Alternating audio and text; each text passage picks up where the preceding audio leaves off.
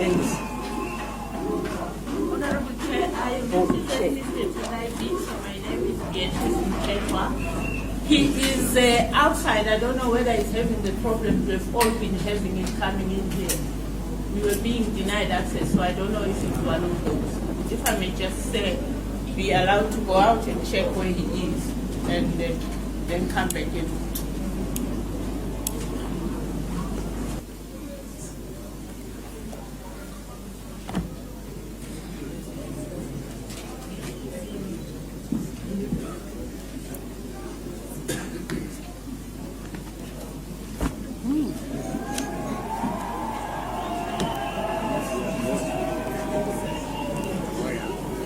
so, Honorable Chair and members of the Commission, the witness is now present and is seated next to his lawyer, Ms.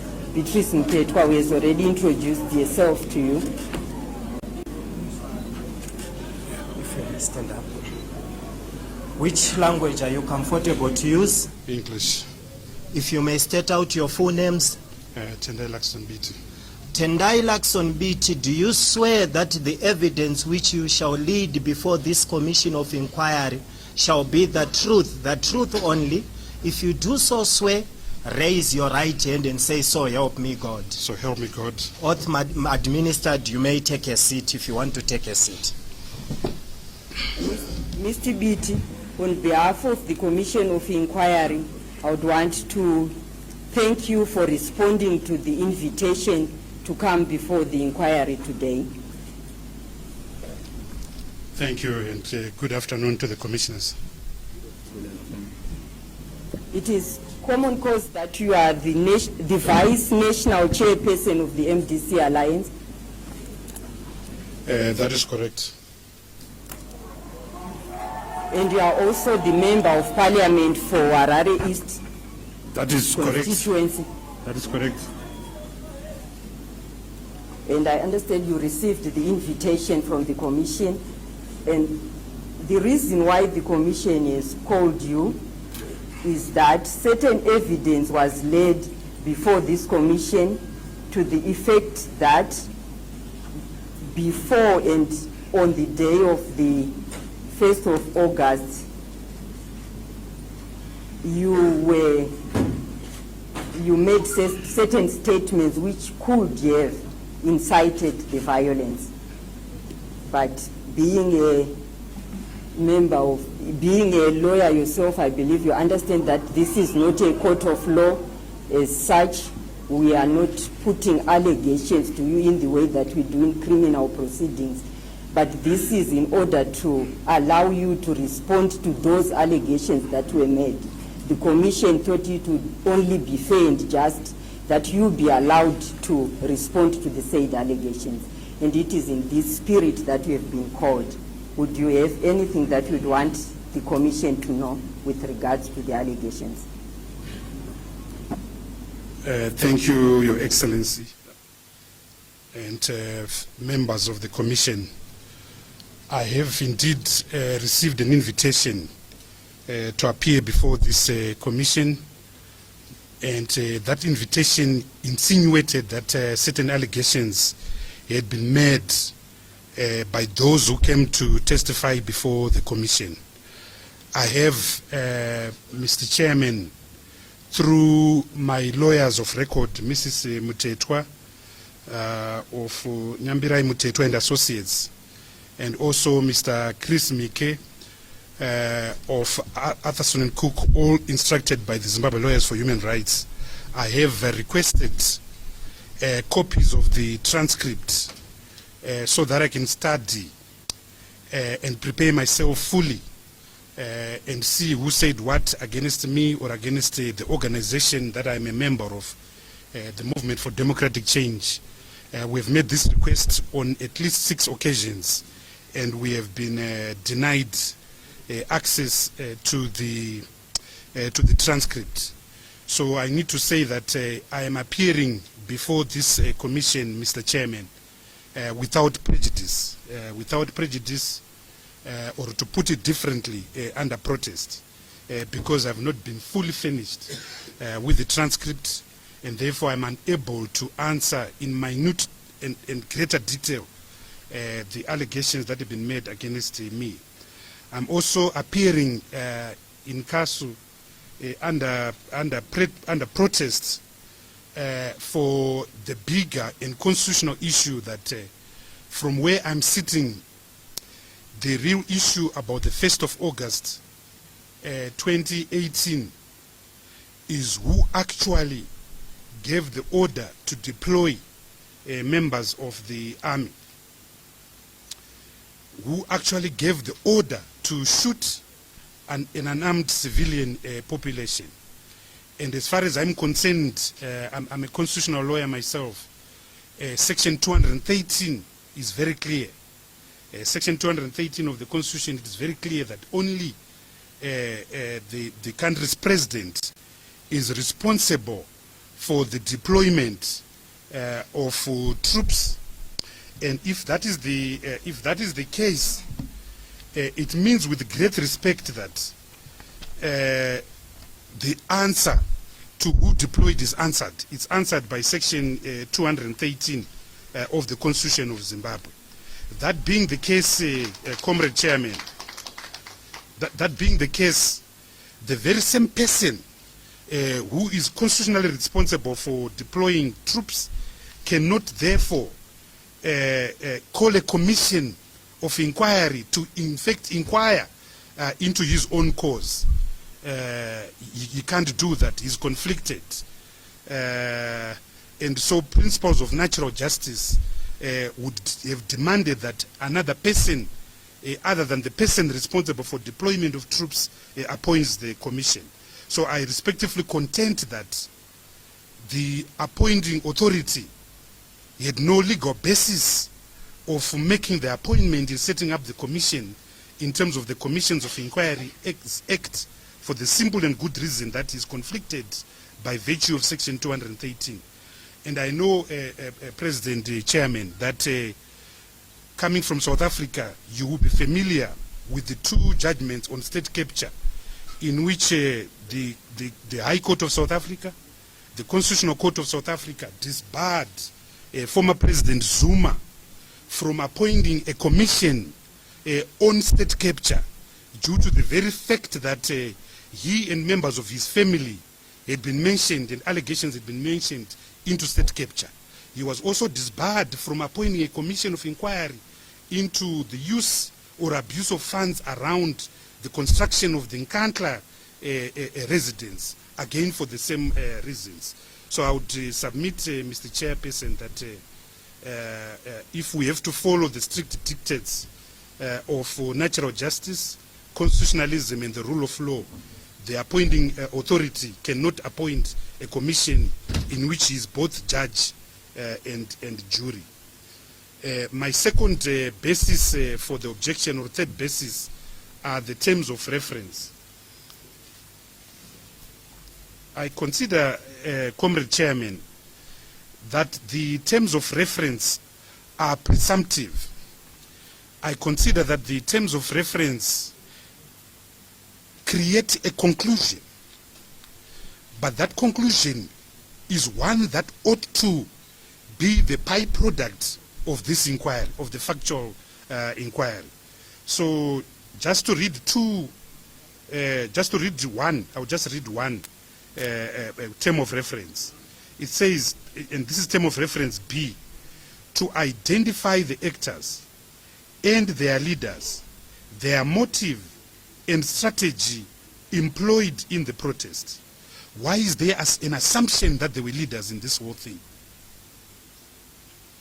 Why is there an assumption that there was a motive? Why is there an assumption that there was a strategy? Because a term of reference number B presupposes a pre-planned process, the execution and implementation of something that was planned somewhere by individuals. I would have thought, with great respect, that the simple term of reference is just one. Who ordered the troops out of the barrack on the 1st of August 2018? and who actually gave the command to kill an unarmed civilian population. So with great respect, I consider that the terms of reference are flawed. With great respect, Mr. Chairperson, I have a problem with, and I say this with great respect to all of you, I have a problem with some of the commissioners. I think that if justice is to be done, and more importantly, if justice is to be seen to be done, and the test of bias in our law is very simple, as well as in South Africa. It is not what is actually happening. It is not whether there is actually bias. It's actually the perception. What would be the innocent bystander think of when certain appointments are made? So I would like to submit with great respect that some of the persons sitting on this commission do not inspire confidence, do not inspire the belief that this commission can be neutral. And I say this with great respect, and I need to underline that I'm creating a gap between the objective conduct of the commissioners and the subjective conduct, or rather the subjective perception, because the test for bias is subjective. What is the perception of the innocent bystander out there? Because justice must not only be done, but it must be seen to be done. In other words, there must be legitimacy in the mind of the public that those who are administering justice, those who are inquiring on matters of fact, are objective, are impartial, and they are neutral. So I have a problem with Commissioner Charity Manyeruke. I think that she is not in dispute that she's a member of the ruling party. It's not in dispute. It's not in dispute, with great respect, Comrade Chair, that before the 30th election, she appeared in recorded adverts or campaign material for the ruling party, pitching for Mr. Emerson Mnangagwa. So the question is not whether she will be biased. The question is what is the perception of persons outside, and certainly the perception is not correct.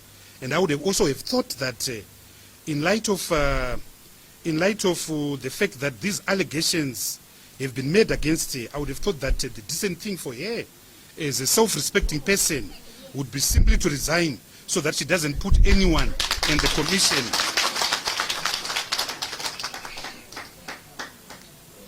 I have a problem too with the barrister from the United Kingdom. I don't know his name, but I presume it's the white man over there. I've gone through his website, Mr. Chairperson, and his own personal website as a personal. So he boasts of a strong association with military and military governments. He says on his website that he actually advises military,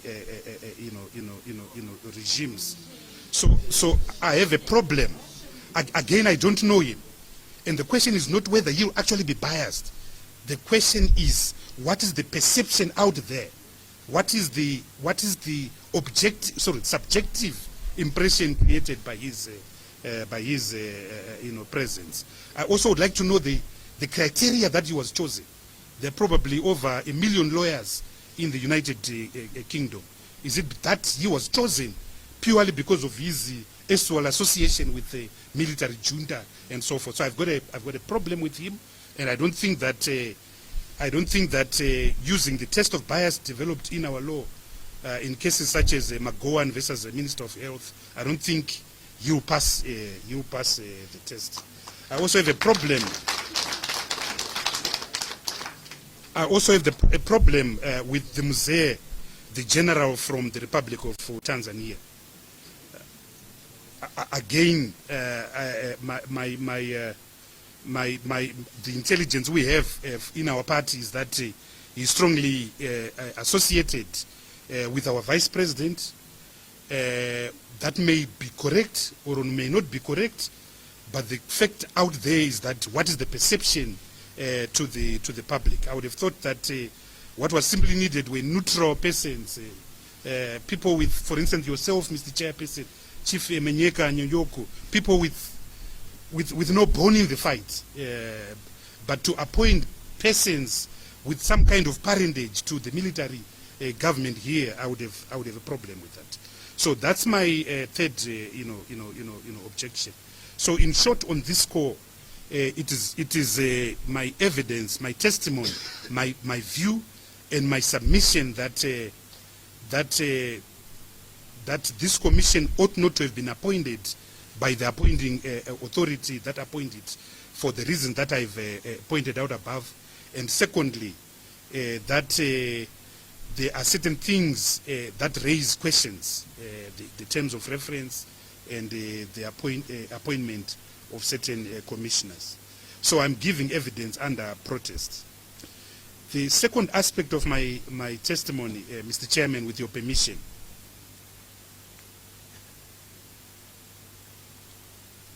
I'm aware with great respect that you are looking at what happened on the 1st of August 2018. But I think that it would be remiss for the Commission to see the 1st of August 2018 in isolation. And I would like to submit, Mr. Chairman, that 2018 does not, 1st August 2018 does not occur in isolation. It is connected to a long, sad, heinous history of violence in this country. And violence that just doesn't start in 1980, but perhaps starts when Zimbabwe as a modern state is founded in 1888 or 1890. And I would like to submit, Mr. Chairman, and testify that the history of Zimbabwe has been a history founded on violence, founded upon a matrix in which those who have the monopoly of the armed wings of the state, namely the military, have used the same to reproduce a political order in Zimbabwe. And that at all material times during the history of our country, force, coercion, and violence has always been used to reproduce and maintain political power in Zimbabwe. Therefore, the 1st of August 2018, if justice is to be done to it, must be connected to events that have happened in our history. And I would like to submit, Mr. Chairperson, that if you look at our history, again from 1880, from 1888, when King Lobengula signed the Moffat Treaty, this country has not gone for a period of more than 15 years uninterrupted without violence, without force being used against the people of Zimbabwe. And I'm going to quickly run through this historical connection just to illustrate that this, at all material times, has been a very violent state, in respect of which coercion is used against the people to reproduce a certain political order, in which to push the agenda of power retention, either by the colonial establishment or by the post-colonial establishment. And you recall, Mr. Chairman, and Professor Maduku knows a lot about what I'm talking about. He has written a lot about it. We had the Moffat Treaty in 1888, followed by the Rudd concession, followed by the granting of a royal charter to the British Southern African Company, BSAC, led by Cecil John Rhodes. The charter gave Cecil Rhodes, or his company, the capacity to pass ordinances or law in this country. It also gave him the unfettered right over our land and over our minerals. And so soon after the granting of this charter in 1889, an entire army was unleashed on the people of Zimbabwe, from Matabeleland all the way to what was then known as Mashonaland. So violence was at the genesis of this state. Then you had violence continuing all the way to the death or surrender or capture. Historians are not very agreed of King Lobengula in 1894. Then you had resistance by black people, leading to what many call the first Chimurenga, but in fact it's not the so-called rebellion of 1896. That's violence. This violence, Comrade Chairperson, continued all the way to 1912. And in 1914, the various contestations between black people who were saying this is our land, and that neither the Moffat Treaty or the Rudd Concession gave you a sovereignty of our land, and the contestations of the company, the Rhodes Company saying this is our land, the contestations of the Crown saying this is also our land because we gave you, the company, the right to preside over it through the Royal Charter of 1889. Those contestations were heard in by the Privy Council in a case called Inre Southern Rhodesia in 1914. So there was a period of a lull, but violence erupted again in 1923, 1925, again over land, forcing and prompting the Rhodesian regime to appoint what was called the Maurice Carter Commission. And the Maurice Carter Commission was determining the question of whether, number one, blacks should be allowed to own land. Number two, whether whites should co-own land with the black people side by side, or whether whites should own land on their own solely and exclusively. The results of the Maurice Carter Commission were that whites should own land and own land exclusively on their own. The findings of the Maurice Carter Commission were codified in a law, Comrade Chairperson. That law is known as the Land Apportionment Act of 1931. It totally dispossessed black people in this country of their land. It forced people to go into reserves. Violence started again. There were armed skirmishes across the length and breadth of this country. And it was the military, the colonial military, that was used with great force to subjugate a protesting black population. That the emergence of the colonial state also coincided with the emergence of black labor. As way back as 1894, they introduced a hard tax where black people were asked to pay 10 pence, but you could only get 10 pence if you were going to work in a farm or in a mine.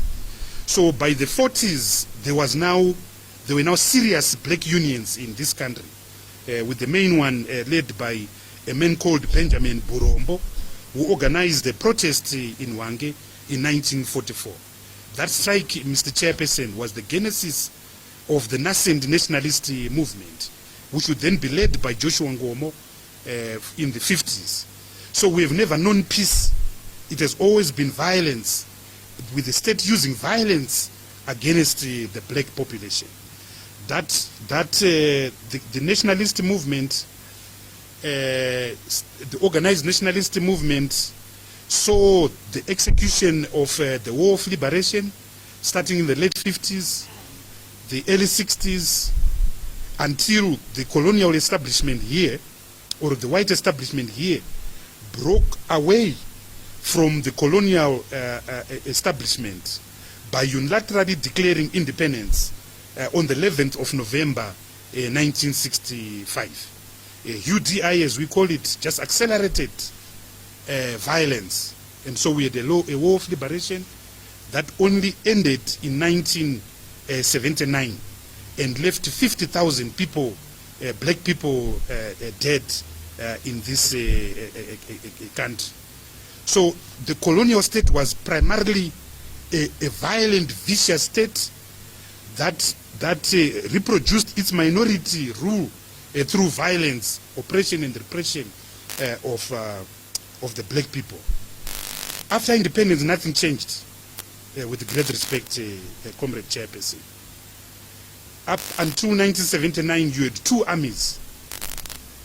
A guerrilla army led by nationalists fighting a colonial or neo-colonial troop led by Ian Smith and generals like General Peter Walls. I suspect that part of the challenge we have in this country is that in 1980, one army, a black one, just succeeded another one, the white army, without the infrastructure of cohesion, of centralism being decimated, which is why, Comrade Chairperson, the first threat that the post-independent government faced in 1982, the challenges of so-called dissidents, and I use that word with great circumspection and apology, they responded in a military way. Any other person would have engaged in dialogue with the communities that were affected, but our government responded in the only way it knew best, namely a military response. And that military response, we now call it Gukura Hundi, a process in respect of which 20,000 of our country's peasants perished. It is good that we are having this commission of inquiry around what happened on the 1st of August 2018. But I think that something is wrong with our country, that we have not had a commission of inquiry, a public commission of inquiry into a happening where over 20,000 people lost their life. There's something wrong there, and very wrong, Comrade Chairperson. So 30,000 people were killed by the army, led by the 5th Brigade, some of whose commanders are sitting in the present-day government. Directed by cabinet ministers, some of whom are sitting in the present-day, government.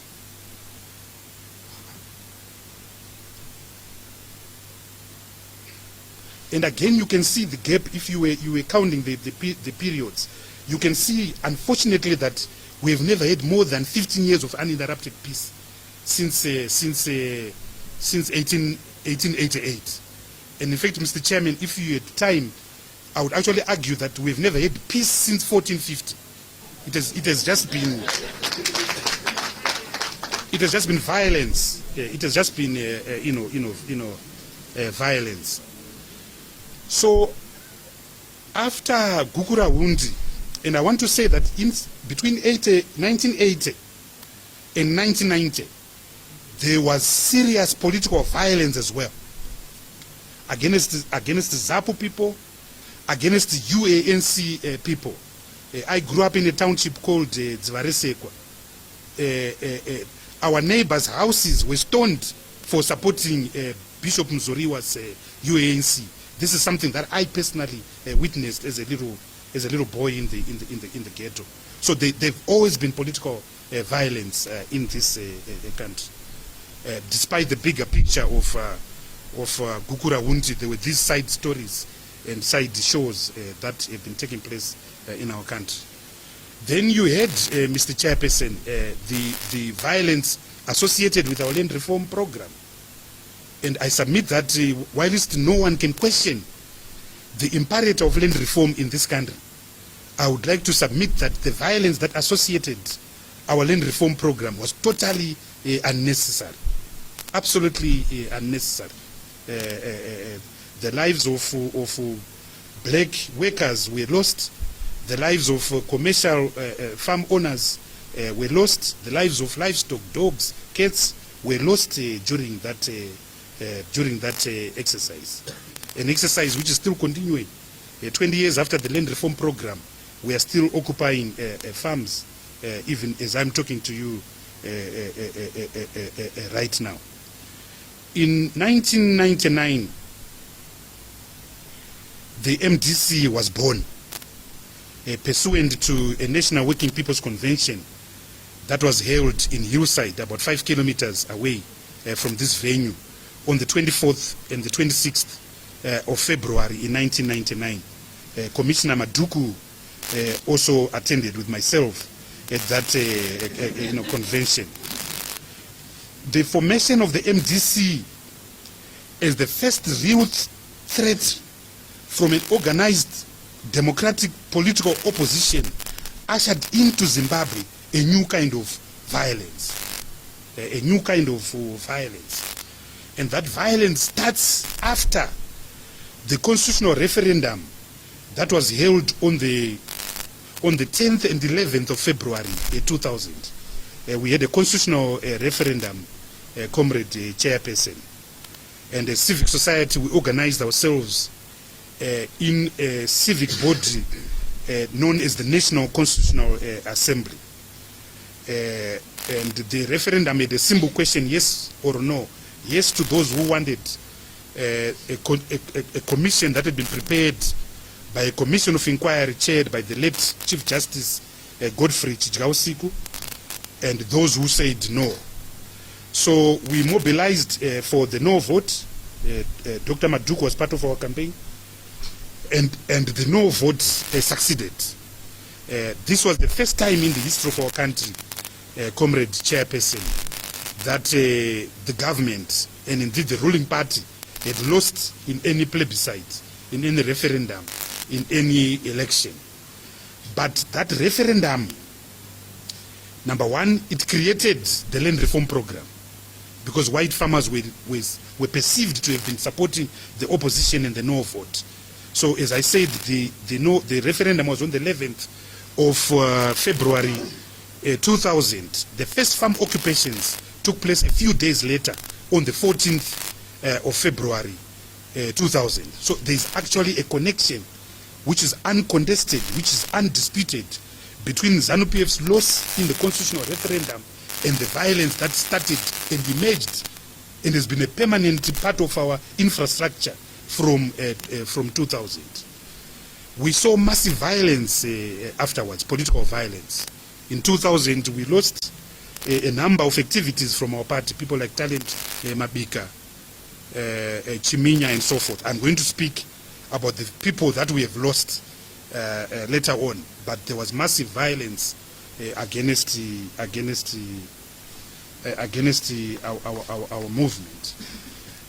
We went to an election on the 26th of June 2000, where our young movement did extremely well.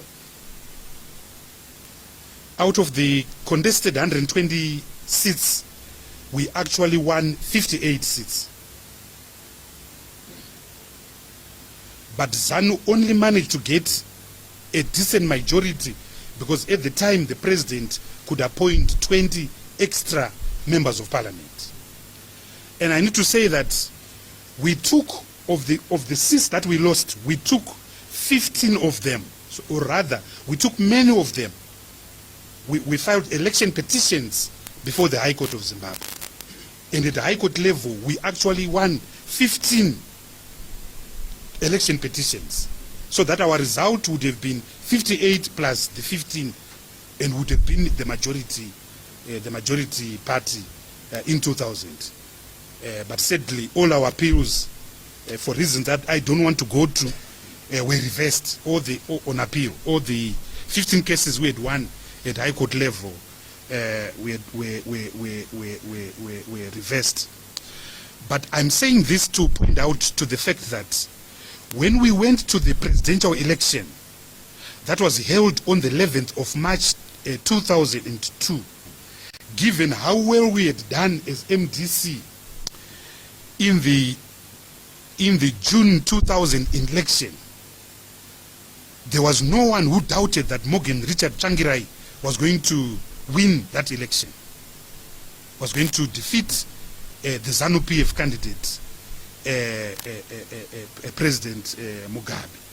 So it was not a surprise that on the eve of that election, the military, through General Zinavashi, issued a statement, Comrade Chairperson, in respect of which it made it clear that it would not recognize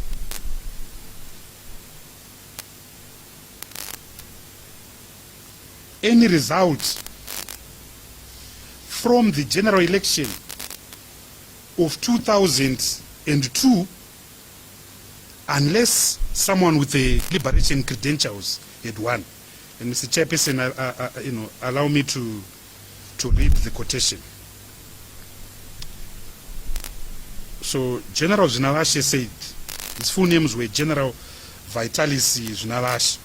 So he stated, to this end, let it be known that the highest office in the land is a straitjacket whose occupant is expected to observe the objectives of the liberation struggle. We will therefore not accept, let alone support or salute anyone with a different agenda that threatens the very existence of our sovereignty, our country, and our people. So, we speak about the coup that happened in November of 2017, Comrade Chair. I would like to submit that this statement was actually the first coup or the first preemptive coup that this country saw in March 2002. And you know, Mr. Chairperson, that President Mbeki appointed a commission of inquiry led by General Kampepe into the 2002 election, which was released. Your government, the South African government, didn't want to release it, but fortunately litigation released it, and the findings of the Kampepe report was that the election was not free and fair, and that Moken Changirai would have won that election, the 2002 election. And these statements, Comrade Chairperson, have been repeated over and over again. On the 29th of November 2010, the Commissioner General of the Police, Augustine Chiwuri, I don't know where he is at the present moment,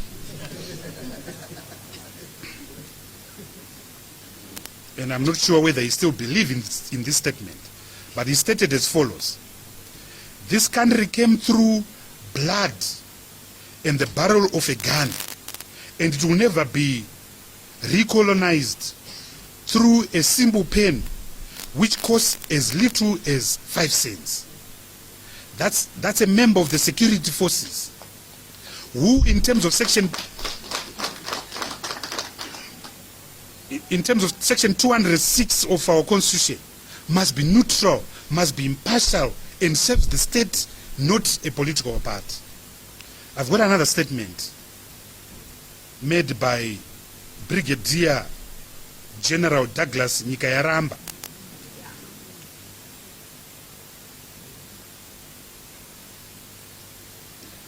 This is what he said in 2011.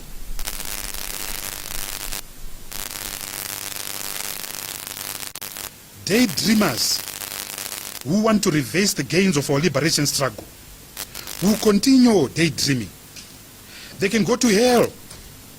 They will never rule this country. No one will rule this country without any revolutionary credentials. The same statement, Comrade Chairperson, or a similar statement was repeated at a rally by ZANU-PF in Murombezi this very Saturday. This past Saturday, the Vice President of the country, the esteemed General Chiwenga, made more or less the same statements that Advocate Nelson Chamisa and others like myself are daydreamers, that there is no vacancy and there will never be a vacancy in the presidency. So this is consistent. This is consistent, Comrade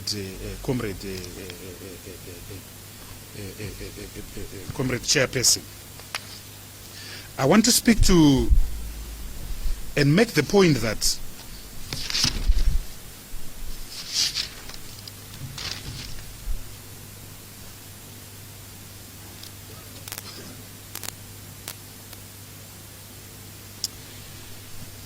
it is us, the ordinary men and women of Zimbabwe, who have been the victims of violence. And victims are not perpetrators, Comrade Chairperson. Victims will always be victims. We don't hold state power. We don't control the armed organs of the state. We're just poor victims. In 1999, we formed a movement. That movement was founded on constitutionalism. That movement was founded on peace. That movement was founded on the rule of law. And it had to be, historically, Mr. Chairperson, because what we were fighting, what we were trying to remove was violence, was unconstitutionalism, was the abuse of the rule of law. So the MDC could never have been anything else, because the mischief that led to the formation of the MDC was this wrong, terrible picture of violence, of capture, of a predatory state, of a toxic state. And so, despite temptations, we've remained loyal to the values of constitutionalism, of the rule of law, and of peaceful democratic change in Zimbabwe. And we've refused, Comrade Chairperson, we've refused the temptation, because oftentimes the path to democracy becomes long and painful. Oftentimes it becomes very painful. And our struggle has been long. We've been in the trenches since 1999. So oftentimes it's easy to forget the bigger picture. But we have refused and remained steadfast in the path of peaceful change, democratic change to our country. Mr. Chairperson, I've got a roll of honor. We call it the roll of honor. This list has got over 3,000 people that we have lost over the years at the hands of ZANU-PF.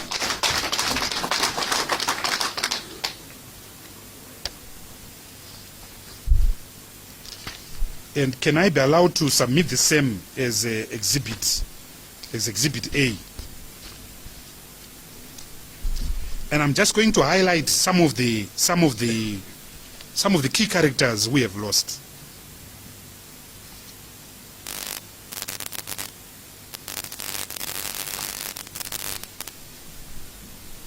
In 2000, we lost two outstanding cadres of our struggle in Bohera. One was Tichaona Chiminya, and the other one was Talend Mabik. A High Court judgment by Justice Bartlett identified the killers of Talent and Chiminya. It identified them as state agents Kitsia Tota and Piri. A High Court judgment. Notwithstanding that High Court judgment, there has not been a prosecution to this very day.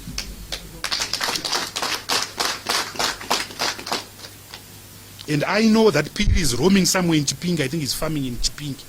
I don't know where Kitsia Tota is, but he's roaming somewhere in Zimbabwe. There's been no prosecution. Another sad case, Mr. Chairperson, is the case of Tonderai Sergeant Ndira. A brilliant, fine young man we hailed from the dusty town of Mavuku. He was abducted in 2008 during the runoff to the June 2008 election.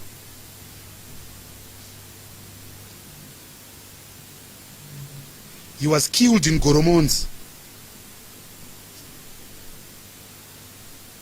He was a big man physically. He was a big man. He was a big boy, very athletic. When his body was found, Comrade Chairperson, his remains could only fill a 5-kilogram packet of roller meal.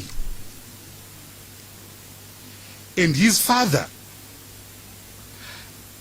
was only able to identify his remains at Parerenyatwa Hospital because of a copper bangle that he put on his right side. Otherwise, everything had been destroyed and crushed. In 2008.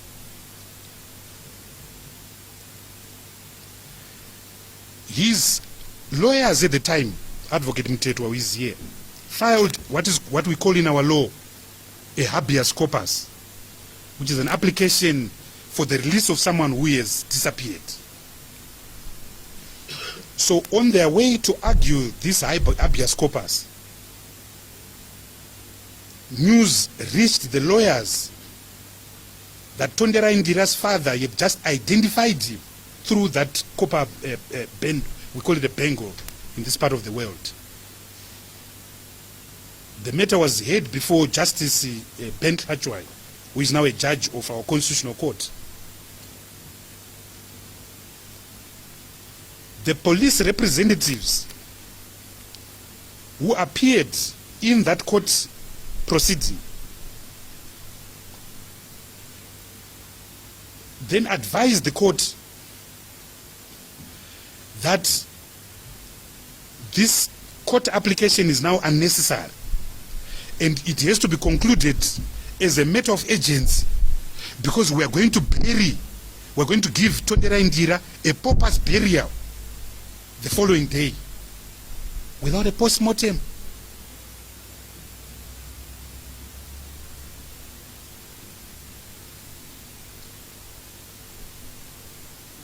And thanks to State Counsel, the lawyer who was standing for the State Counsel, who is the secretary to this commission, Mrs. Virginia Mabis, she said, there are things that my conscience won't allow me to do.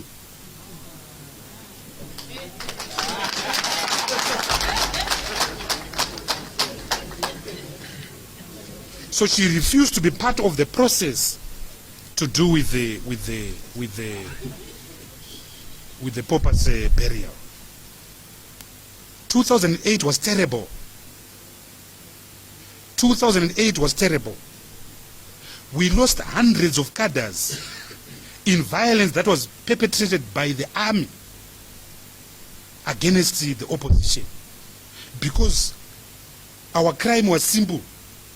We had dared to win the election that was held on the 28th of March in the year of our Lord 2008. This violence was most severe in headlands because of the activities of the then Minister of State Security, Didmas Mtas.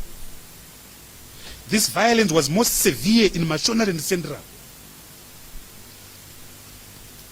Mr. Chairperson, one family in a village called Chawona lost 15 people on the same day in 2008. The perpetrators are known. They've never been prosecuted. Mr. Chairperson, allow me to submit as Exhibit B. Exhibit A is the roll of honor. Exhibit B is an affidavit that was prepared by Hilton Chironga in the Constitutional Court of Zimbabwe in case number CCZ 42 of 2018. This affidavit was signed on the 3rd of June 2015.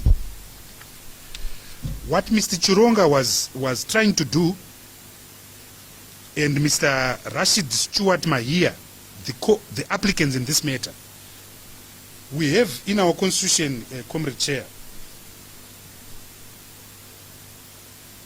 there's a provision in section 210 of the Constitution of Zimbabwe, the setting up of an independence complaints mechanisms against the security forces. Notwithstanding that our constitution became law in 2013, the powers that be have refused to actualize through the enactment of an act of parliament this commission. So what Mr. Chironga did was you took the government to court, the Minister of Home Affairs, the Minister of Defense, and the government of the Republic of Zimbabwe, to say, look, please actualize this commission. There are many commissions which we have not, but this is one of them. To justify his local standard, to justify why he had legal footing to bring this application, here to tell his story. He was a victim of the 2008 violence. And I'm just going to read a few paragraphs from his affidavit. That is before the Constitutional Court. We argued this matter 3 years ago. The Constitutional Court has not handed down judgment. But I'll just read 3 paragraphs to capture the violence in our system. So I'll read from paragraph 8.4. So he says, in my own case, I have a special interest in bringing the instant application. On the 20th of June 2008, I was at home, that is Musiwa village, close to Nyachuru school, Mazoe in Ward 11, sleeping with my family.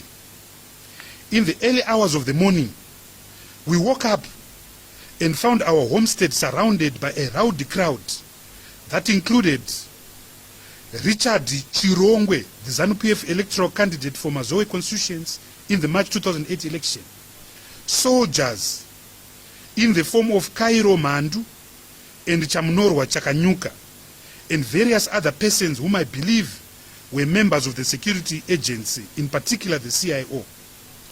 At our homestead was myself, my brother Taingwa Gibbs Chironga, who had been elected on an MDC ticket as councillor for Ward 11 in the national election that was held on the 28th of March 2008.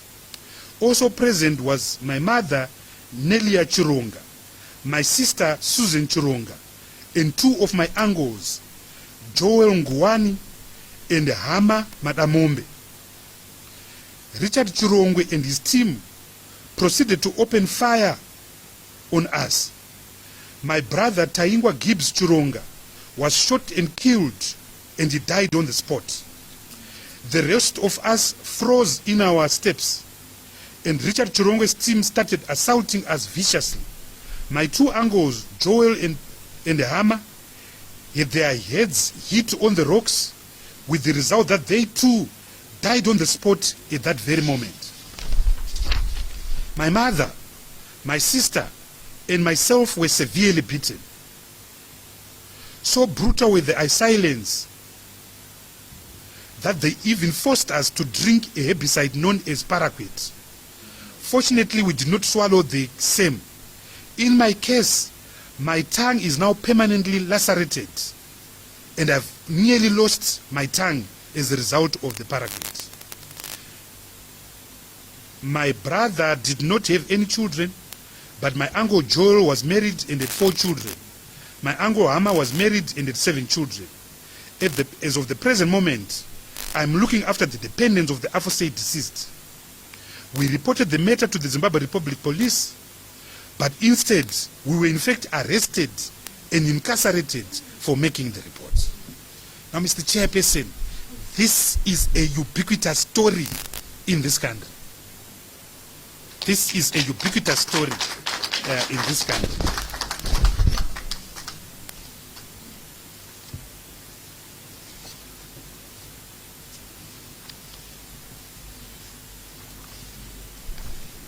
There have been various reports on violence in this country.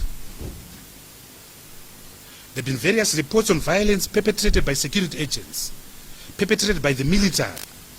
And I want to refer, Mr. Chairperson, your committee, to what I'll call as Exhibit C, which is a report produced by the Zimbabwe Human Rights NGO Forum, dated July 2012, called A Culture of Impunity in Zimbabwe.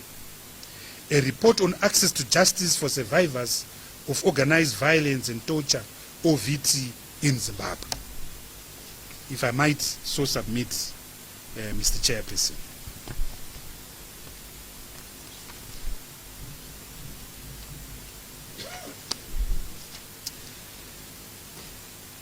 The violence on our people has also been noted and recorded in our law reports.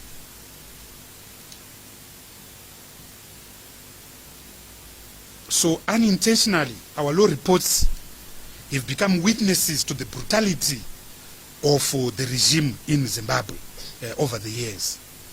And allow me, Mr. Chairperson, to just go through a few of the cases that are reported. There are quite a few lawyers on the commission.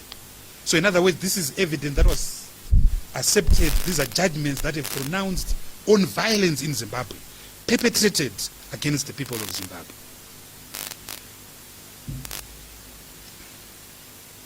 One of the worst cases of political violence is a case called Mberengwa West election petition. The citation, I know there are lawyers amongst you, is 2002, volume 1, Zimbabwe Law Report, page 233. There was serious violence in this constituency against the MDC candidate Sekai Holland and other MDC members. That violence was principally done by security agents and a war veteran known as Bikichitor. You will find these facts in that judgment. Another judgment I want to refer to is the case of Chauke versus Mar.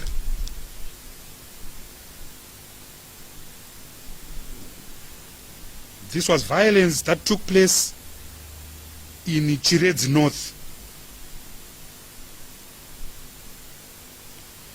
The case deals with serious cases of illegal electoral practices, violence. The citation of that case, which was later heard on appeal by our current Chief Justice, and of concern, Mr. Chairperson, is the violence against women. Our violence is indiscriminate. You would have thought that there is gender respect. There isn't. So you will see in this case serious violence on women. The citation of Chauke versus Man is judgment number S147 of 2007.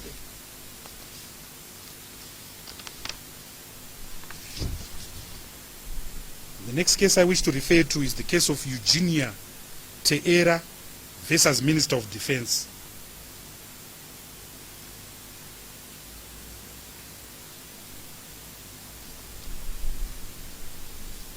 The citation is High Court Harare 21 of 2007. And this case involved the plaintiff, Mrs. Teera, suing the Zimbabwe National Army for the sum of $70,000 for damages for pain, shock and suffering and condemnalia as a result of an unlawful assault and assaults that was inflicted on her by members of the Zimbabwe National Army in Glenview. And the judgment was handed down by Justice Ungwe. And I'm just going through the notorious cases, some of the notorious cases. Another very notorious case is the case of Justina Mkoko versus the Attorney General. The citation is SC 11/12. It's a very sad judgment, Mr. Chairperson. It's an indictment to our society. It's an indictment to this state.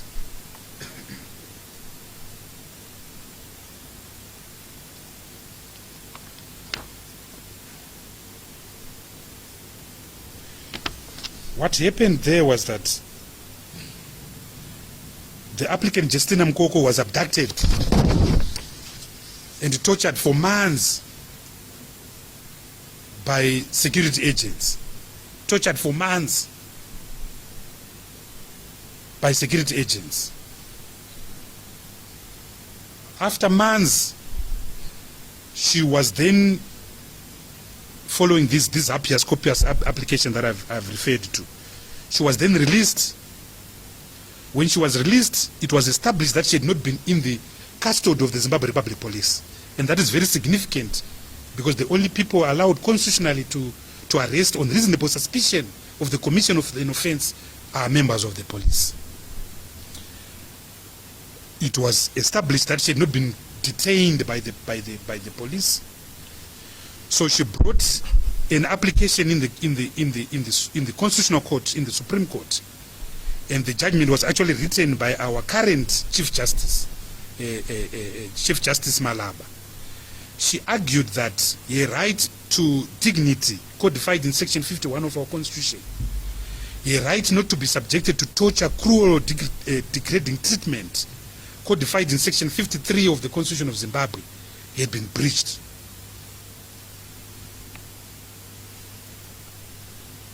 And the Constitutional Court unanimously, all of them, concluded that the state, through its agents, it violated the applicant's rights protected in the old Constitution, Section 13.1, Section 15.1, and Section 18.1 of the Constitution, and therefore ordered a permanent stay of the prosecution. In other words, the Constitutional Court felt that the violations of your own rights were so great that any criminal proceedings had to be permanently stayed. This is a decision of the highest court in our land. So this violence is not of our making. It's codified and witnessed in our law reports.